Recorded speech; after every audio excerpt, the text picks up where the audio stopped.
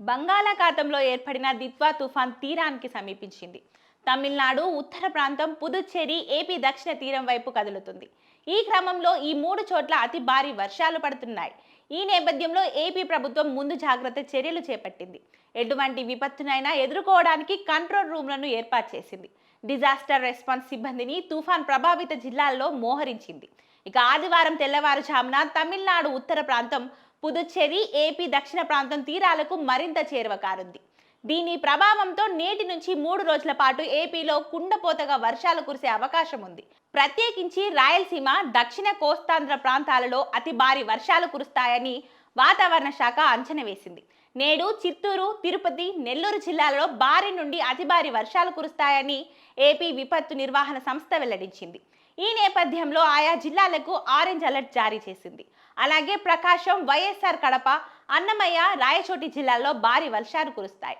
ఆదివారం నాడు చిత్తూరు, తిరుపతి, అన్నమయ్య, రాయచోటి, నెల్లూరు జిల్లాలలో అతి భారీ వర్షాలు కురిసే అవకాశం ఉన్నందున రెడ్ అలర్ట్ జారీ అయింది.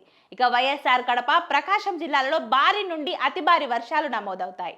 తుఫాన్ తీరానికి సమీపిస్తున్న కొద్దీ దక్షిణ కోస్తాంధ్ర తీరం వెంబడి గంటకు 50 నుంచి 60 కిలోమీటర్ల వేగంతో ఈదురుగాలులు వీస్తాయి. వీటి తీవ్రత క్రమంగా 70 కిలోమీటర్ల వరకు పెరిగే అవకాశం ఉంది. సాయంత్రం నుండి గంటకు 70 నుంచి 80 కిలోమీటర్ల వేగంతో బలమైన గాలులు వీచే అవకాశం ఉంది.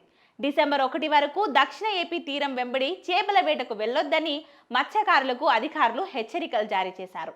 ఇక అదే విధంగా తెలంగాణ రాష్ట్రంలో రాబోయే రోజుల్లో చలి, వర్షాలు రెండు ఒకేసారి ప్రభావం చూపనున్నాయని హైదరాబాద్ వాతావరణ శాఖ అధికారులు తెలిపారు.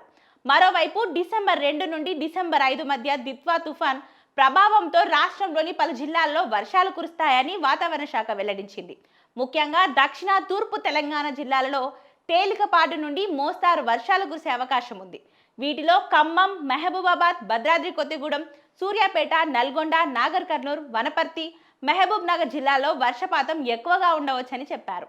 అలాగే వరంగల్, హన్మకొండ, జనగామ, యాదాద్రి, భువనగిరి, రంగారెడ్డి, వికారాబాద్, గద్వాల్, హైదరాబాద్, మేడ్చల్, సిద్దిపేట, సంగారెడ్డి జిల్లాలలో చిరుజల్లులు లేదా తేలికపాటి వర్షాలు కురిసే సూచనలు కనిపిస్తున్నాయి.